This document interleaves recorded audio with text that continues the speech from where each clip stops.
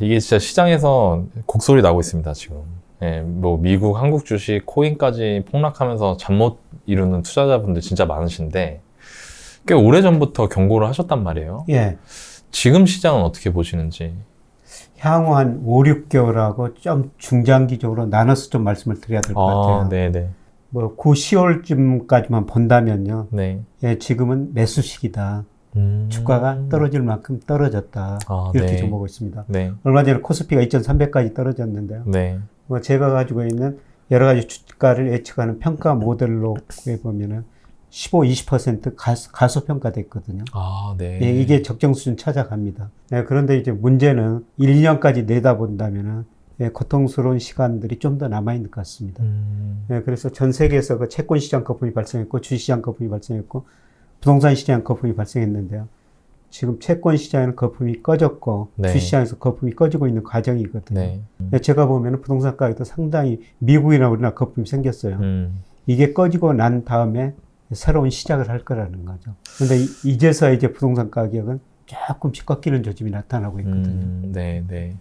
순서가 채권, 주식, 부동산. 예, 맞습니다. 예. 그 인플레 때문에 미국이 이제 자이언트 스텝으로 금리 조정을 할 거다. 예.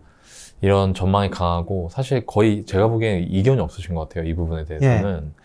그 인플레하고 금리 인상 하기는 할 텐데, 언제까지 계속될지.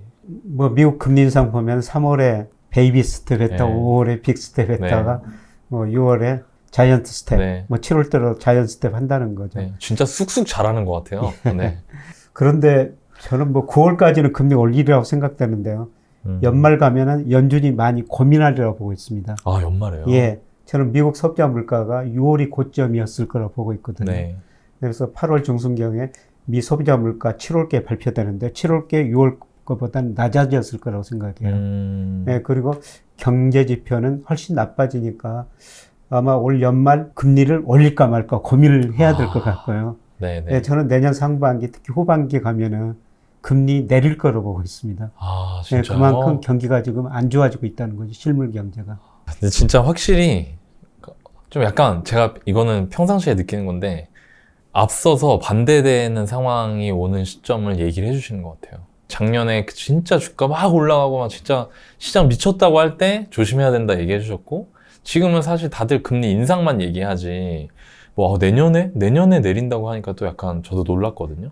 네, 사실 정확한 시점은 누구도 맞출 수가 없죠. 예, 그쵸. 네, 그런데 제가 예상한 것보다 어떤 때는 좀 더 늦게 오기도 하고 빨리 오기도 하는데요. 네, 제가 제일 어려웠을 때가 2007년에 그 미국에서 글로벌 금융위기가 온다. 네. 네, 그런데 상반기까지 주가 많이 올라버렸거든요. 그러니까요. 근데 결국 하반기부터 주가 조정 보이고 2008년 들어가지고 위기 같지 않습니까? 네. 근데 그런 시기는 사실 누구도 정확하게 맞출 수는 없습니다. 네. 네, 그러나 제가 여러 가지를 공부해 보니까 물가는 6월이 고점이고요. 네, 저는 유가 고점 쳤다고 보고 있습니다. 네. 배럴당 국제유가, 특히 WTI가 얼마 전에 122달러까지 갔다가 최근 110달러 안팎에서 움직이고 있는데, 네. 120달러 넘는 게 거의 고점이었을 것이다. 유가가 떨어지면 바로 다음 달부터 미국 소비자 물가에 영향을 주거든요. 네, 그래서 이달에 유가 떨어진 게 7월에 소비자 물가에 영향을 줄 것이다. 네, 그리고 수요 측면에서는 사실 미국 사람들이 소비를 많이 하기 때문에 물가가 오른 거거든요. 네, 그런데 최근에 미국 소비 심리 보면 급격히 위축되고 있어요. 미국 대표적인 소비 심리 보면 미시간 대학 소비자 지수가 있는데요. 네, 그거는 사상 최저치까지 떨어졌고요. 어제 또 컨퍼런스 보드 소비자 신뢰 지수가 발표가 됐는데 전문가들이 예상한 것보다 훨씬 낮은 수준으로 떨어졌거든요. 그럼 소비가 안 되면은 사람들이 상품을 덜 사니까 물가 상승률이 떨어질 수밖에 없습니다. 그렇죠. 네, 그래서 아마 물가 상승률이 6월이 고점이 있고 7월부터는 많이는 낮아지지 않을 건데요. 낮아질 겁니다. 네, 그리고 내년에는 거의 3% 정도까지 떨어지리라고 보고 있습니다. 진짜요? 네, 그런데 이제 문제는 뭐냐면은 3%까지 떨어진다는 건 그만큼 경기가 침체된다는 거죠. 얘기죠. 예. 그래서 지금 우리가 스태그플레이션이라고 하는데, 스태그플레이션은 경제 성장 떨어지고 물가는 올라가는데 이 스태그플레이션을 어떻게 해결할 것인가, 이게 경제학자들의 관심사거든요. 경제 성장을 올리고 물가도 잡는 방법은 지금은 없습니다. 뭐 둘 중에 하나를 선택해야 되는 개념이니까. 그래, 하나를 선택해야 되는데요. 근데 중앙은행의 선택은 물가죠. 지금 현재는. 물가 목표가 2%니까요. 근데 훨씬 그거보다 높으니까 금리를 계속 올릴 수밖에 없고, 뭐 금리 올리니까 지금 자산가의 주가가 미리서 떨어졌고 소비가 위축될 수밖에 없습니다. 네. 네, 그래서 내년에는 물가는 잡히지만은 경기 침체라는 희생을 치러야 된다는 겁니다. 아, 제가 지금 말씀을 듣다 보니까 드는 생각이 지금 현재 각국의 중앙은행들의 입장은 침체가 오는 것을 감수하더라도 물가를 잡겠다. 그래서 통화정책을 그렇게 쓰고 있는 거고 금리를 그렇게 조정하고 있는 거고 그렇게 해서 만약에 교수님께서 말씀하신 대로 되면 그 본인들의 목표를 달성하는 거잖아요. 그럼 그 다음에 그럼 이 상태에서 침체된 경기를 살리기 위해서 다시 한번 금리를 내리는 형식으로 갈 그렇죠. 것이다. 이제 물가가 잡히면은 뭐 2% 근처 오면은 네. 예, 다시 이제 금리를 인하하면서 경기를 부양해야 되겠죠. 아, 네. 그런데 그 이전까지는 힘들 것이다. 아, 그러니까 FOMC가 그 3개월마다 뭐 점도표 찍고 그 경제 네, 전망을 보여주잖아요. 예, 예, 그런데 3월하고 제가 6월 FOMC 경제 성장 뭐 물가 전망 보면서요. 야, 파월 연준 의장이 경기는 포기했구나. 이런 생각이 딱 들었어요. 아, 그래서 경제 성장 목표치를 3월 달에 올해 2.8%로 했는데 6월 달에 1.7%로 내렸거든요. 많이 내렸네요. 네. 제가 보기엔 1.7%는 높은 겁니다. 6월 FOMC 제가 발표문들 그다음에 경제 전망 이 점도표 비교하면서 아, 이 사람들이 물가를 잡기 위해서 경기는 포기했구나. 딱 그런 느낌이 들었었어요. 아, 네. 그 침체가 그러면 일단은 목표를 달성한다고 해도 침체는 피할 수 없다는 건데 그 침체가 왔을 때 흔히 벌어지는 일들이 뭐가 있을까요? 침체가 오면은 우선 기업들이 고용을 줄이죠. 지금 미국 고용 좋다고 그러는데요. 예. 미국 기업들은 정말 탄력적이에요. 예를 들어서 2020년 3, 4월에요. 미국 비농업부에서 고용이 2,200만 개 줄어들거든요. 2달 사이에요. 이 2,200만 개 의미가 뭐냐면은 10년 동안 늘었던 일자리를 단 2달 사이에 줄여버리는 겁니다. 지금 우리 여러분 다 회사 다닐 텐데요. 회사가 좀 어렵다고 우리는 해고할 수 없어요. 근데 미국 기업들은 다음날 출근했을 때 예고도 없이 당신 회사 그만둬 그럼 끝이에요.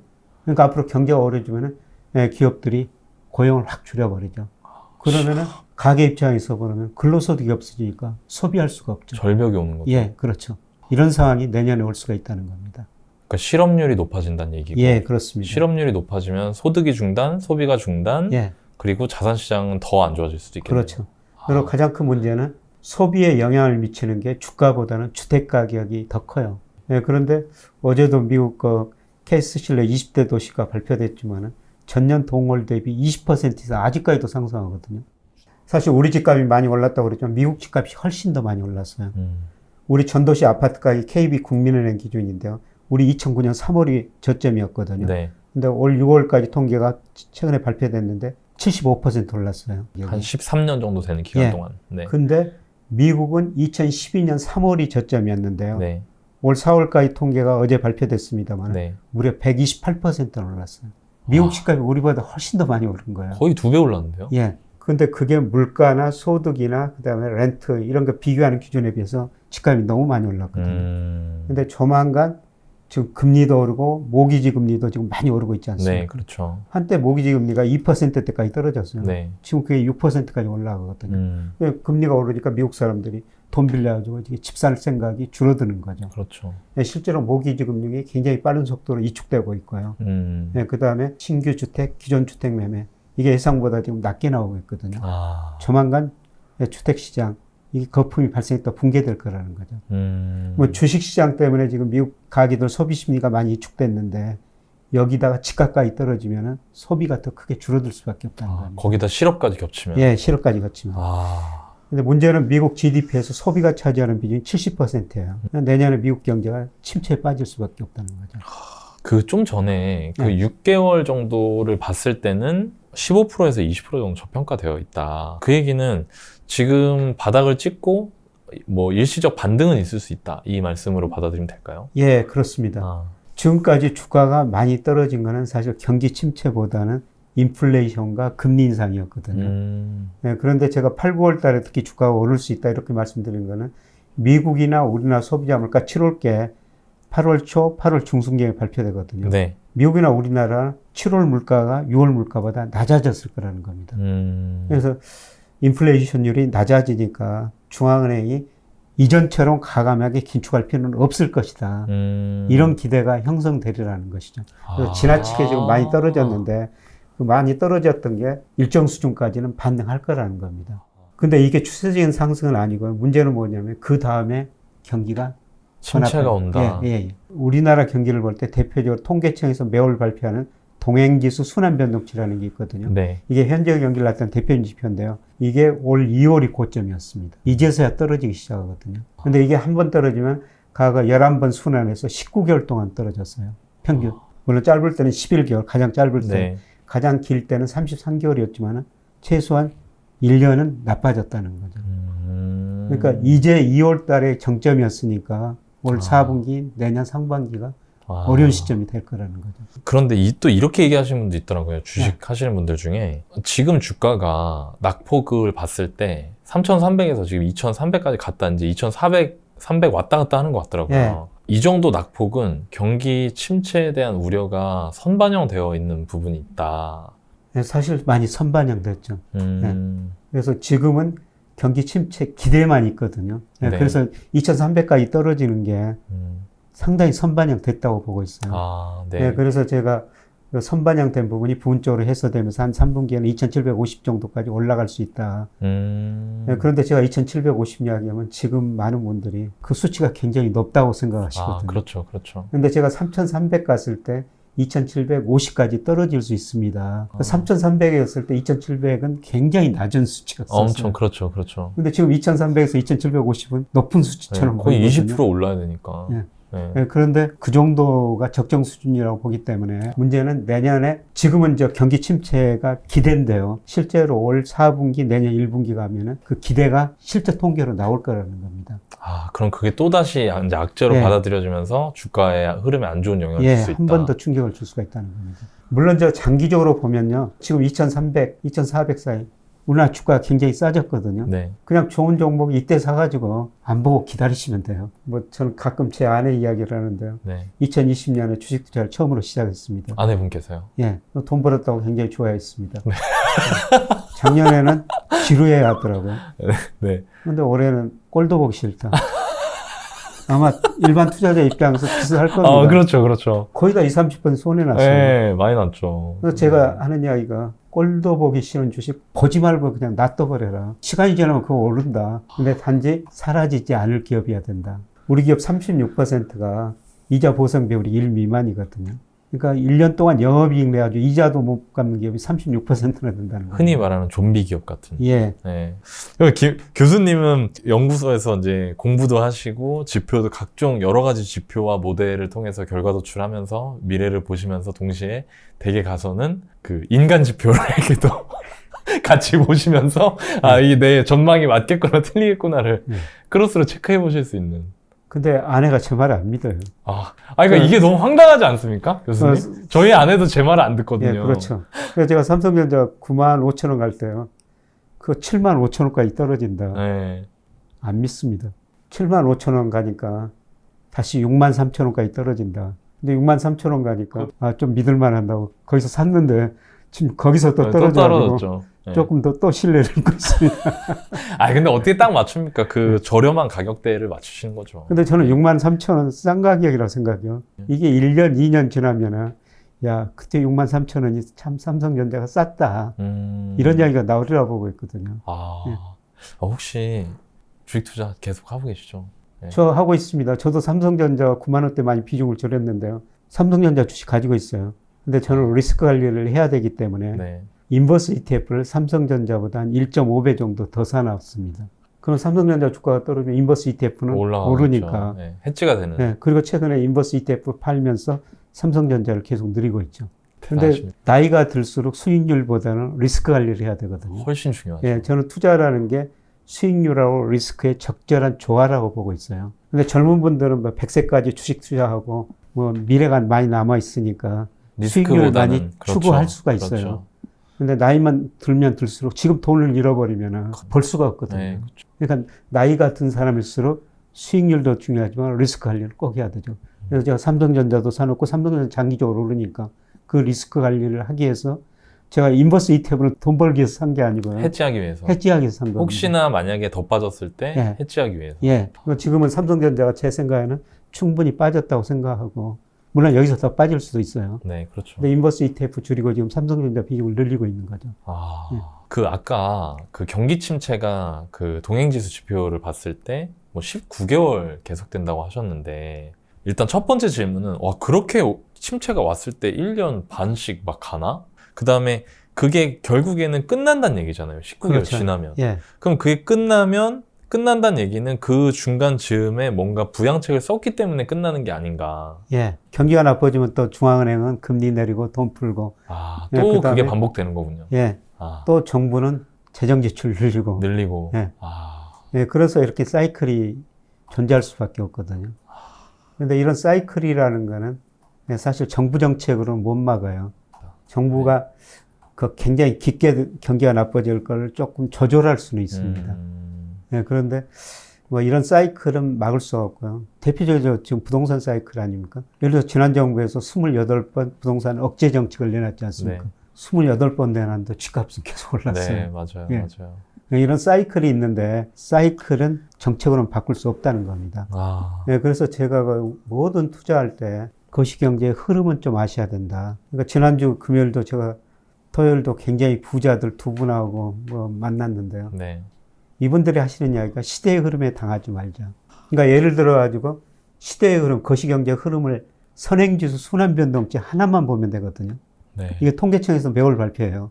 이게 작년 6월을 고점으로 지금까지 계속 떨어지고 있습니다. 선행지수 순환변동치가 떨어지면은 앞으로 경기가 나빠진다는 거죠. 아, 주식 투자 쉬어야 되겠다. 비중 줄여야 되겠다. 그렇게 생각하시면 돼요.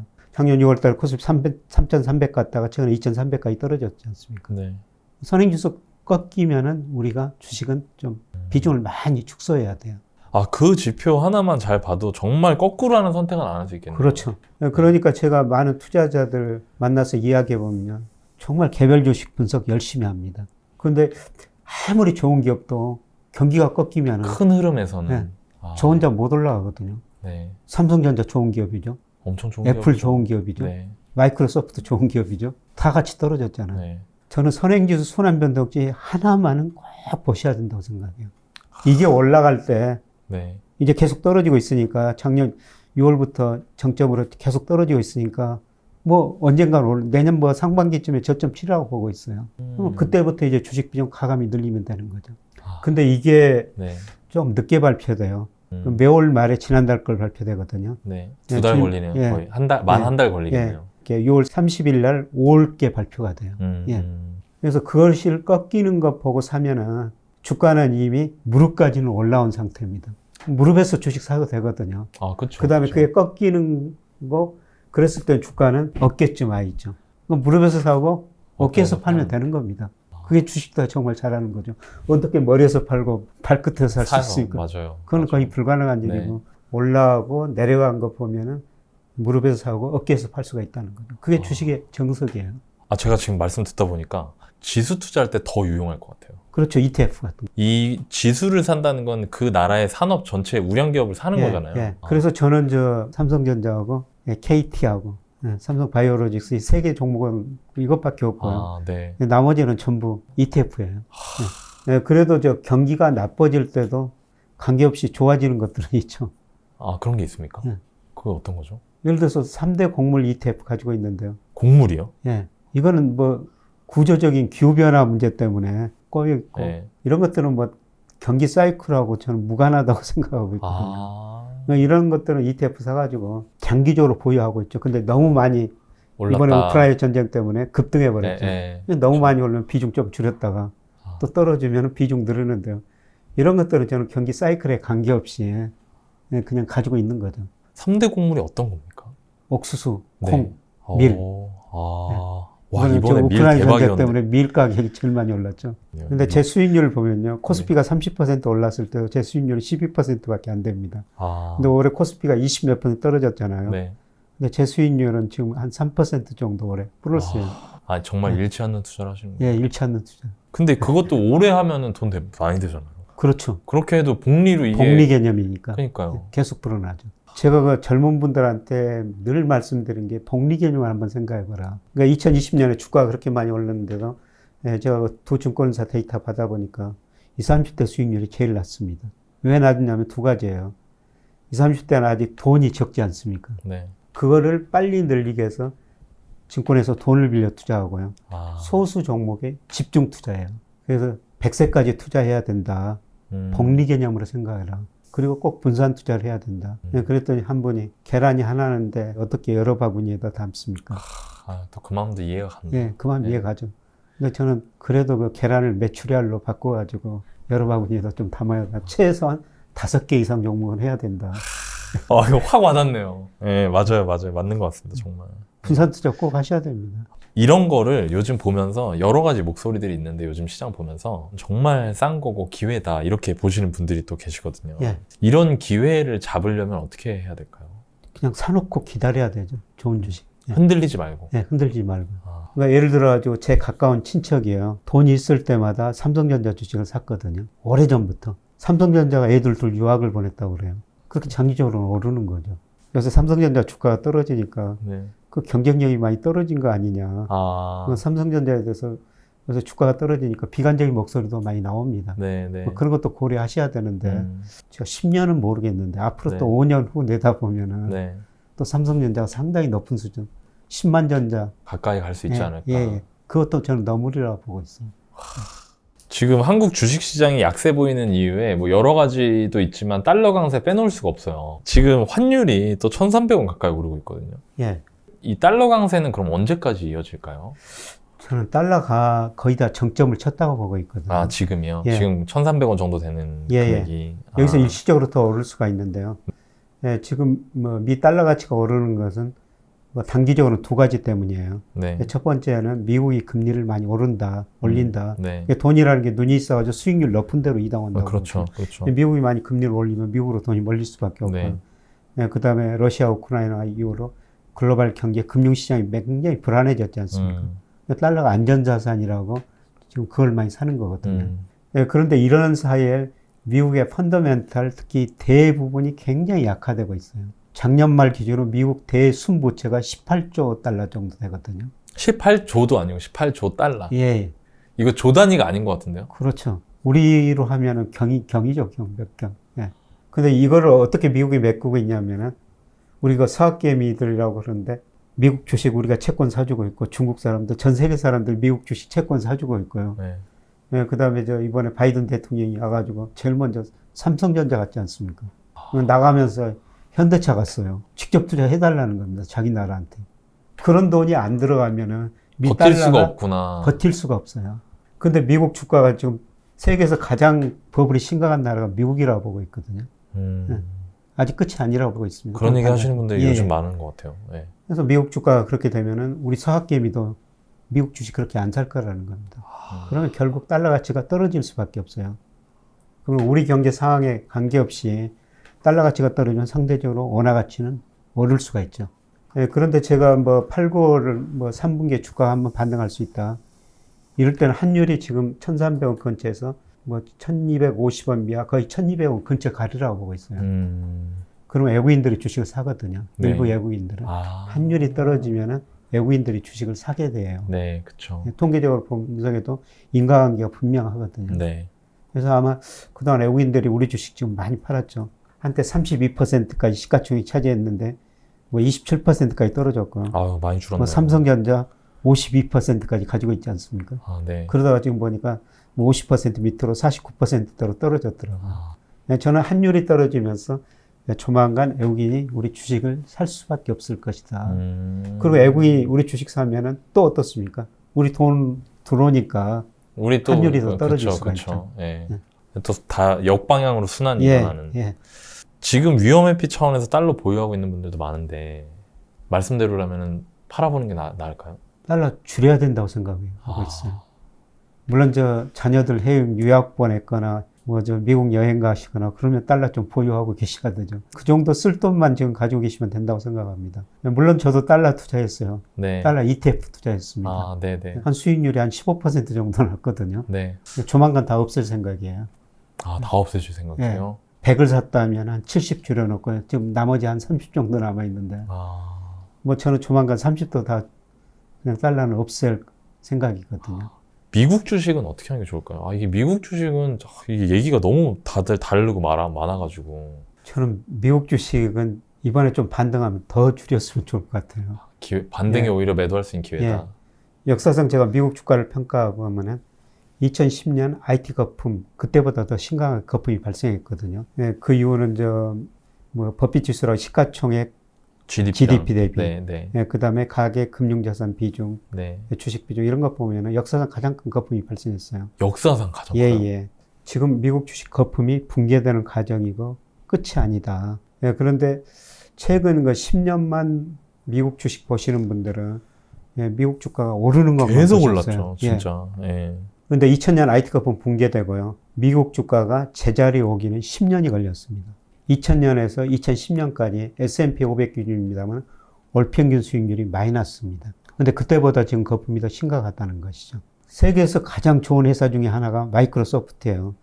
지난 20년 동안요. 세계 주식시장 시가총액 10위 안에 유일하게 들어있는 회사가 마이크로소프트입니다. 20년 내내. 20년 내내. 아. 예. 근데 그 마이크로소프트가 2000년 IT 거품 붕괴되고 제자리 오기까지는 딱 10년이 걸렸어요. 근데 2010년부터는 미국 주가가 많이 올랐지만은 2000년부터 2009년까지는요. 우리 주가가 미국 주가보다 훨씬 나았고 특히 중국 주가 그때 중간에 거품이 엄청나게 발생했다 꺼졌습니다만 네. 뭐 월평균 수익률로 보면은 중국 주가가 훨씬 더 나아요. 앞으로 10년은 저는 그런 시대라고 보고 있거든요. 아, 바뀌겠군요. 예, 그래서 미국 비중은 좀 줄이시고 아시아 비중, 우리나라, 중국, 아까 베트남 ETF 말씀드렸습니다만은 아시아 비중을 좀 더 늘리시는 게 좋을 것 같습니다. 아, 네.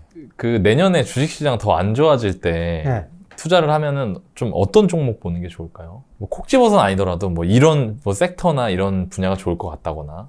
그냥 우리나라를 대표하는 종목들 사가지고 아, 네네. 대표적으로 뭐 삼성전자, 뭐 LG전자, 현대차 이런 네. 거 보기에 제가 많이 써졌다고 생각하고 있거든요. 네네. 예, 그리고 제가 계속 말씀드린 게 중국 전기차 ETF예요. 중국이요? 중국 전기차? 예, 전 세계적으로 지금 탄소 제로 시대로 가면서 내연기관차 다 없애고 네, 이제 없애죠. 전기차로 가고 네, 있지 않습니까? 근데 그 전기차 침투율이 제일 빠른 데가 중국이고요. 수요가 제일 많은 데가 중국이거든요. 예, 그래서 중국의 전기차 ETF를 산업공업 뭐 비중은 좀 조절하지만은 그걸 제가 뭐 방송에 나와서 많이 말씀드렸습니다. 근데 사실 저는 2020년 11월에 그게 우리나라에 상장이 됐는데요. 그때 10,000원이었어요. 한때 20,000원까지 올라갔어요. 근데 그게 다시 10,000원으로 떨어졌습니다.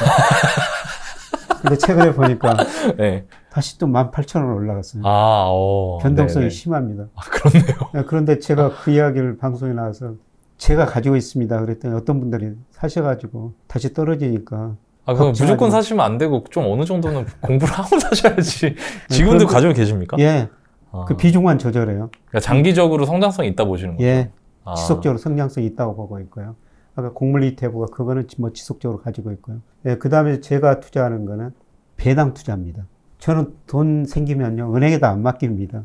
은행 이자보다는 배당이 낫죠. 그렇죠. 네, 코스피 배당 수익률 은행 이자보다 높고요. 네. 그리고 5% 안팎 주는 우리나라 좋은 회사들이 많거든요. 대표적으로 KT 같은 주식들이죠. 이 배당 수익률 사내지 5%고요. 사실 때 기준으로 4에서 5%예요? 예. 아, 근데 올해 전체적으로 코스피는 한 20% 이상 떨어졌는데 이 회사 주가는 20% 이상 올랐거든요. 예, 맞아요. KT 유명하죠. 지금 예. 이거 거꾸로 가가지고. 예. 그래서 저는 올해는 시세 차익은 기대 안 하고 배당만 받아야 되겠다. 근데 우연히 주가가 올라가지고 네. 좀 시세 차익도 느린 거죠. 네. 그래서 저는 돈이 생기면요, 이런 거 배당을 많이 주는 회사 주식을 사실 그 돈 은행에도 안 맡깁니다. 주식시장이 좋든 나쁘든 배당 투자는 꼭 해야 된다는 겁니다. 아, 그러면은 제가 듣다 보니까 궁금한 건데, 교수님 포트폴리오에서 배당 여부 혹은 아니면 뭐 ETF 뭐 이런 거 기준으로 포트폴리오 구성 어떻게 하셨는지 좀 여쭤봐도 될까요? 내 전체 자산의 몇 프로 정도 ETF, 몇 개는 종목 이런 식으로. 종목은 주로 아까 말씀드린 세 개고요. 네, 네. 삼성전자고 KT고 삼성바이오로직스. 아, 네, 네. 그 다음에 ETF는 아까 말씀드린 3대 곡물 ETF, 전기차 ETF, 네. 또 하나가 베트남 ETF. 아, 베트남이요? 예. 아. 저는 장기적으로 세계 소비축이 미국에서 아시아 쪽으로 이전되고 특히 아시아 쪽에서 인구 구조가 제일 좋은 인도, 베트남 이런 나라는 장기적으로 성장하리라고 보고 있거든요. 아, 그 인구 구조로 하면 젊은 세대가 많은 거 젊은 말씀하시는 세대. 거죠? 네. 네. 사람들이 젊어야 소비도 많이 하고 투자도 많이 하거든요. 제가 베트남, 인도 가면서 특히 우리나라보다 이 사람들 참 젊구나. 아, 그쵸. 이런 생각이 맞아요. 들었었어요. 네. 이것도 뭐 제가 말씀드린다고 당장 사지는 마시고요. 아, 네네. 근데 그쵸. 저는 오래전에 사놨어요. 근데 작년에는 베트남 주가가 굉장히 많이 올랐습니다. 30% 이상 올랐어요. 네. 근데 올해는 지금 많이 떨어지고 있거든요. 음. 이런 떨어질 때 저는 비중을 더 늘리고 있죠. 오를 때 좀 줄였다가 예. 다시 내려가면 다시 사면서 완전히 예. 다 팔거나 사거나 하는 건 아니고. 예. 아, 그리고 저 삼성 바이오로직스라는 주식, 이 주식을 왜 제가 사냐면요. 네. 저는 장기 추세를 보는데 삼성그룹 이건희 회장이요. 네. 그분이 삼성전자 재직 시기에 전 세계적으로 유명한 CEO들 엄청 많지 않습니까? 네, 그렇죠. 근데 모든 유명한 CEO들 재직 기간에 그 회사 시가총액보다 삼성전자 시가총액이 이건희 회장, 전 이건희 회장 재직 시기에 제일 많이 올랐거든요. 그러면 그 아들 이 부회장은 과연 뭐 가지고 아버지를 본받을까? 삼성전자는 이미 커졌기 때문에 전자로는 안 되는구나. 전자는 안 되고 앞으로 세계 산업과 바이오 헬스 이게 굉장히 커질 것이다. 그러려면은 삼성 바이오로직일 것이다. 네, 그래서 30만 원대 저희 학생들한테 강의하면서 용돈 생기면 한 주라도 한번 사봐라. 강의 때 그런 얘기도 해주세요. 네. 그때 30만 원이니까 네. 학생들이 한 주 사면 30만 원, 뭐 30만 원이니까 비싸죠. 네. 몇 주 못 샀어요. 네. 돈이 별로 없으니까. 지금 얼마죠? 근데 그게 100만 원이 넘었다가 지금 80만 원 안팎이거든요. 근데 이런 것들은 제가 추세라고 보고 그냥 계속 가지고 있는 겁니다. 사람들의 삶이나 세상이 변화하는 걸 보고 저렴할 때부터 거기에 네. 가능성을 두고 내 돈을 어느 정도씩 넣는. 그냥 KT 같은 거나 제가 삼성 바이오로직스는 리스크 관리를 안 해요. 그냥 배당받기 위해서 샀고, 네. 이거는 장기 추세. 근데 삼성전자는 경기 관련주니까, 그렇죠. 이거는 인버스 ETF를 사가지고, 리스크 막아주고 관리를 해스를 하는 해주고. 거죠. 아. 이런 식으로 저는 뭐 투자하고 있습니다. 혹시 배당주가 시장이 안 좋을 때 배당주가 오히려 가격이 더 오르고 이런 성격이 그렇죠. 있나요? 이 경기가 수축 국면, 동행지수가 순환변도가 떨어질 때는요, 가장 경기에 둔감한 게 통신주입니다. 이것도 아까 말씀하신 것처럼 분산 투자를 하고 내가 포트폴리오 구성해야겠다라고 마음 먹었을 때는 막아주는 역할을 하는 걸로 어느 정도 비중을 가져가는 KT 같은 이런 배당주도 그렇죠. 예. 둔감주들도. 예, 둔감한 것들. 물론 이제 아까 선행지수가 저점 치고 이제 올라가기 시작하면은 이런 것들은 많이 안 올라갈 거예요. 그렇죠. 삼성전자 같은 경기 관련 주들이 많이 올라갈 올라갈 겁니다. 네, 그럴 때는 이제 비중을 좀 조절해야 되죠. 근데 제가 뭐 이런 종목 말씀드렸다고 꼭 그건 아니죠. 마시고요. 네, 저도 이거 제가 오해하지 마시라고 말씀드리는 게 컨셉을 배우시고 본인이 공부하면서 나의 포트폴리오를 구성해 나가는 그런 올바른 투자를 하는데 도움이 됐으면 하는 마음에서 저도 여쭤본 거지 교수님한테 뭐 종목을 찍어주세요 뭐 이런 의미는 절대 아니었어요. 저도. 그러니까 제가 늘 그 투자자한테 드린 말씀은 지금 제 이야기도 듣지 말고 자기가 잘하는 것만 하세요. 자기가 잘하는 거 하면요 실수 안 해요. 근데 대부분 우리가 자기가 잘 못하는 것, 모르는 것, 남의 이야기 듣고 샀다가 실수를 많이 하죠. 저도 그런 가끔 실수를 해요. 옛날에 제가 금융회사 다니면서 정말 그 주변에 돈 버는 사람도 똑똑한 사람들 많이 있거든요. 네. 그런 사람 만날 때마다 자기가 이런 주식 샀다. 한번 사봐라. 성공한 적이 없어요. 근데 제가 잘하는 거는 10% 손해보면요. 저는 무조건 팔아버려요. 남의 말 듣고 주식을 샀을 때는 10% 손해보면은 이게 잘못됐다. 예, 그리고 뭐 주변의 사람들이 어떤 종목 이야기하면요. 자기들이 그 종목 사가지고 돈을 많이 벌었을 때 이야기를 하는 거거든요. 이미 가격은 이미 비싸진 많이 올라갔을 상태. 때입니다. 저도 그렇게 해가지고 성공한 적이 없어요. 제가 잘하는 거는 원칙을 세웠어요. 혹시라도 이제 그런 종목 사가지고 올라가면 좋은데 10% 이상 떨어지면 무조건 손실 처리해버립니다. 혹시 교수님 투자 원칙이나 기준 나는 이런 원칙을 가지고 매수 매도를 한다. 저는 저 ETF를 투자하기 때문에요. 네. 장기 추세를 제가 통계 기법으로 구하거든요. 네. 장기 추세를 구하죠. 주가 지수가 15, 20% 2로 벗어나면 비중 가감이 줄입니다. 근데 요새처럼 15 내지 20%, 최근에 보니까 17%까지 추세 밑으로 떨어졌거든요. 네. 이럴 때는 주식 비중 늘립니다. 예. 자기 나름대로 기준이 있어야 돼요. 자기 나름대로 기준 만들어 놓고 자기가 잘하는 것만 투자하면요. 돈 실패하지 버십니다. 않는다. 예. 솔직히 저도 교수님 영상이나 이런 거 보면서 교수님 무조건 뭐 안 좋아진다고 하시고 떨어질 거라고 하시고 하시는데 분명히 교수님 투자를 하시고 계시다고 말씀을 하신단 말이에요.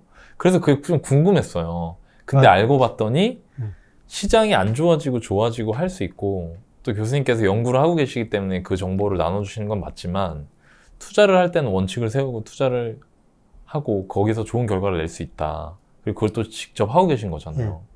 그러니까 지금 우리나라 가계 평균 자산 중 77%가 부동산이고요. 맞습니다. 23%가 금융자산이에요. 네. 저는 부동산 40%밖에 안 됩니다. 금융상품 중에서 우리 주식 비중이 23%예요. 근데 저는 60%입니다. 미국 사람들이 54%인데요. 미국 사람보다 더 주식을 많이 가지고 더 많이 가지고 있어요. 그런데 비중은 조절하죠. 그러니까 아까 삼성전자 가지고 있으면서 인버스 ETF 이런 식으로 리스크 관리하고 네. 비중만 조절할 뿐이지 저 주식 많이 하고 있습니다. 너무 비관적으로 보시기보다 시장 상황에 대해서 이렇게 보고 계시고 그거를 여러분들이 잘 취사 선택하셔서 개인 투자에 활용하시면 좋겠네요. 진짜. 좀 부동산 얘기를 한번 해보려고 하는데 최근에 출간하신 책 더 찬스. 예. 거기서 부동산 거품 붕괴를 얘기를 하셨어요. 예. 부동산 앞으로 어떻게 될까요? 저는 뭐 붕괴 되리라고 보고 있습니다. 네. 모든 자산가의 연착륙이라는 게 없거든요. 지금 주가가 경착륙하죠. 네, 그렇죠. 부동산도 경착륙. 경착륙이에요. 그러니까 예를 들어 가지고 2009년 10년 무렵에요. 서울 아파트 가격이 30-40%가 떨어졌습니다. 맞습니다. 네. 그때 제가 한 아파트에서 전세 살면서 혹시 그 집값이 전세가격 밑으로 떨어져 가지고 제가 전세금을 깡통 전세 될까 봐. 깡통 전세, 네. 역전세 네. 그런 시기가 있었거든요. 네. 부동산은 반드시 사이클이 있다는 거죠. 네. 네, 그런데 제가 여러 가지로 평가해 보면은 지금 우리 집값이 상당히 가대평가되어 있습니다. 예를 들어서 전도시 아파트 가격이 75% 올랐다고 2009년 5월부터 올 6월까지요. 네. 네, 그런데 이 기간은 소비자 물가는 한 30% 올랐고요. 특히 소득에 비해서 집값이 너무 많이 올랐어요. 예를 들어서 PR이라고 그러는데요. 네. 서울 경우를 보면은 서울 중간 가구 소득에 비해서 집값이 중간 집값이 네. 19배입니다. 이 의미가 뭐냐면은 중간 가구가 19년을 하나도 안 쓰고 돈을 모아야지 살 수 있는 살 수 있다는 거죠. 그게 2013년에 9배였었어요. 2배가 됐네요. 2배 올랐죠. 소득 늘어나는 것에 비해서 집값이 너무 많이 올랐다는 겁니다. 네. 네, 그 다음에 뭐 렌트에 비해서 집값이 얼마나 올랐느냐 이것 가지고도 평가합니다만은 뭐 전도시 아파트 가격 한 30%, 서울 아파트는 거의 50% 정도 가대평가되어 있거든요. 이렇게 모든 게 가대평가되어 있다는 거죠. 네. 이게 해소되는 국면이라는 겁니다. 이제 시작할 거라는 겁니다. 그래서 최근에 보니까 지역마다 좀 차이는 있어요. 네. 네, 그런데 최근에 뭐 도시별로 보니까 대구가 제일 먼저 떨어졌고요. 네. 대전이 떨어졌고 네. 다른 대부분의 도시도 이제 추세가 바뀌고 있어요. 이 추세가 한번 꺾이면은 상당히 오래 간다는 거죠. 부동산은? 예, 그렇습니다. 그리고 연착륙은 없다. 무조건 네, 경착륙. 그래서 정부에서는 부동산 가격이 하향 안정됐으면 좋겠다 그러는데요. 자산 가격이라는 게 하향 안정이라는 게 없습니다. 떨어지면 뭐 계속 떨어지면, 오를 때 계속 오르듯이. 예, 예, 그렇습니다. 근데 요새 제가 며칠 전에 그 아침에 운동하면서 TV를 봤더니요. 벌써 일부 그 지방 도시에서는 역전세 이야기가 나오고 있더라고요.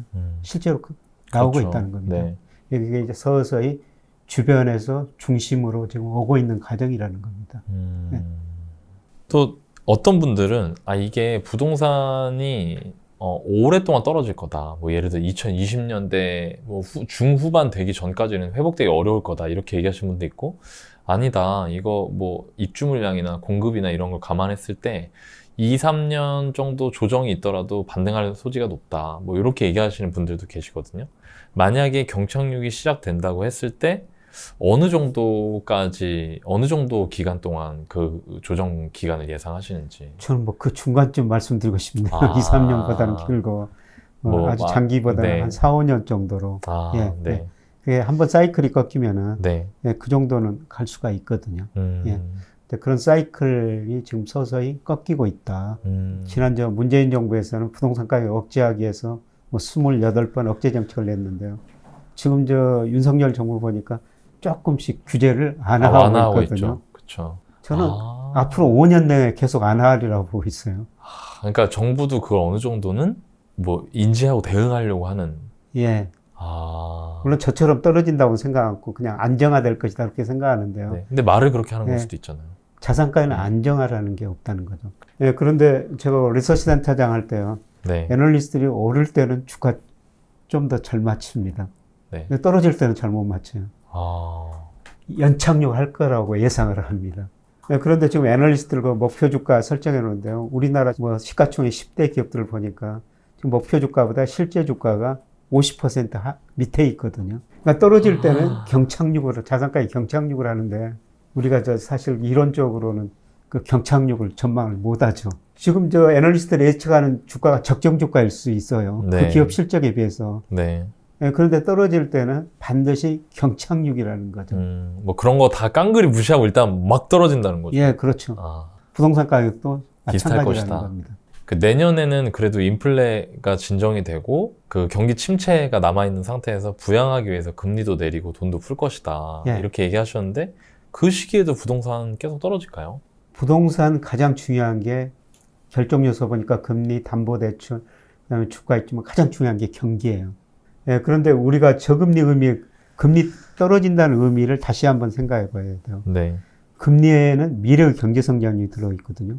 금리가 떨어진다는 것은 앞으로 경제 성장이 낮아진다는 겁니다. 사실 우리 경제가 가장 큰 문제예요. 우리나라 경제 성장률 보니까 1980년부터 2009년까지 이때는 우리 경제가 연평균 7%, 세계 평균 3.4보다 2배 정도 성장했거든요. 네, 네. 근데 2010년부터 작년까지는 세계 경제 연평균 3.3, 우리 3.0. 더 우리가 세계보다 못해졌네. 낮은 성장을 하고 있는 거예요. 네.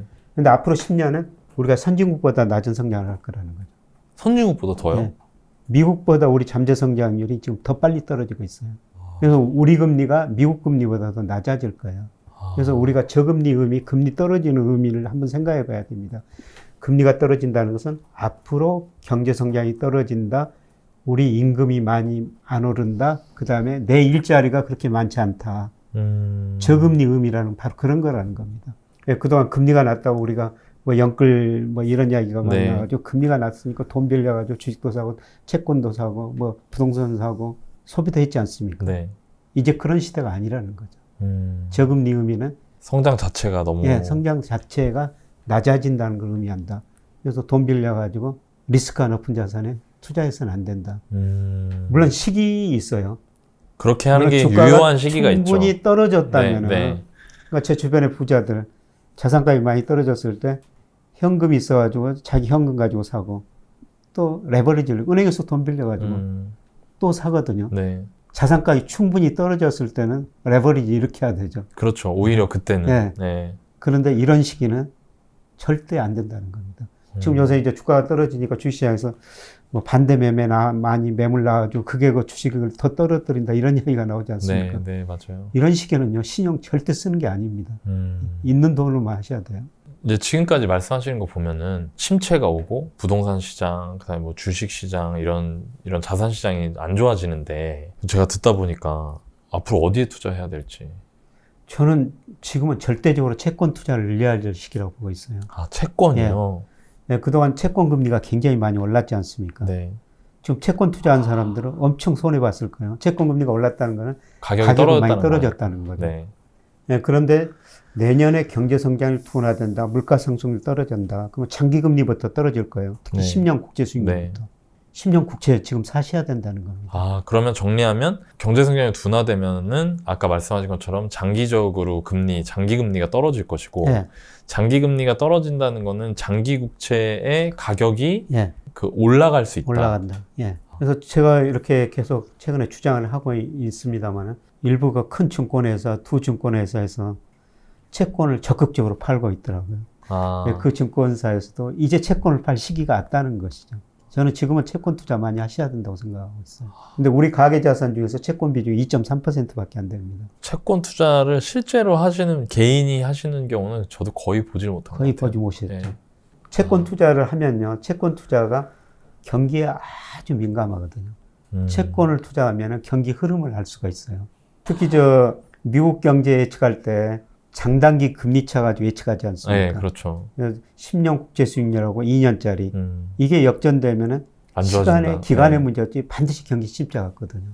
아, 진짜 한 1년인가? 그 정도 전에 막 장단기 그 스프레드 역전됐다 막 이런 얘기 나왔었던 네. 것 같아요. 그 2019년에 9월 달에 역전되고 2020년 또 침체에 빠졌지 않습니까? 아, 예, 맞아요. 물론 코로나 가지고. 근데 지나고 보면 장단기 금리죠. 코로나도 예측했다는 겁니다. 와, 제가 보니까 채권 시장이 주식 시장보다 훨씬 더 똑똑합니다. 그래서 우리가 채권 투자하면서 경기의 흐름을 아셔야 수 된다는 있다. 거죠. 근데 채권은 사실 사고 팔기가 쉽지 않아요. 이거 ETF 없습니까, 이건? ETF 있습니다. 아, 근데 아직 투자자들이 채권은 별로 투자 안 하시기 때문에 네. 거래가 별로 안 돼요. 아. 10년짜리 국대 ETF가 있거든요. 네. 그건 맹점이네요. 거래가 안 되는. 사고 팔기가 쉽지 않아요. 아, 거래가 잘 안 되니까. 채권형 펀드 가입하시는 게 제일 편하고요. 네. 네, 저 같은 경우는 근데 아주 큰 돈 아니면요. 거래가 안 돼도 언제든지 사고 팔 수는 있어요. 네, 저 같은 경우는 최근에 그 채권 비중, ETF 10년 국제 뭐 서서히 늘리고 있습니다. 또 그거의 가격 변동을 보면서 장기금리도 확인할 수 예, 있고, 그렇습니다. 장기금리에 따라서 앞으로 경기가 어떻게 될지도 또 볼 수 있고. 채권 투자를 하면은 경기의 흐름을 알 수가 있다는 겁니다. 아, 근데 주식 투자하신 분들 채권 투자 심심해서 못 하십니다. 이렇게 주식은 하루에도 5% 10% 올랐다가 또 그렇게 떨어지고 그러는데 채권은 이게 가격 변동폭이 굉장히 미미하거든요. 네, 그렇죠. 채권을 가지고 있으면 최소한 자산은 지킬 수가 수 있습니다. 있다. 혹시라도 뭐 금리 올라버리면 10년짜리 국채 샀으면은 그냥 10년 가지고 있으면은 그냥 매년 3.7% 정부가 주는 거거든요. 은행 이자보다도 그렇죠. 높아요. 그리고 그 사이 금리가 떨어지면 중간에 언제든지 팔 수가 있고. 근데 요새 은행 예금 금리가 뭐 3%대도 나왔다고 하지 않습니까? 네.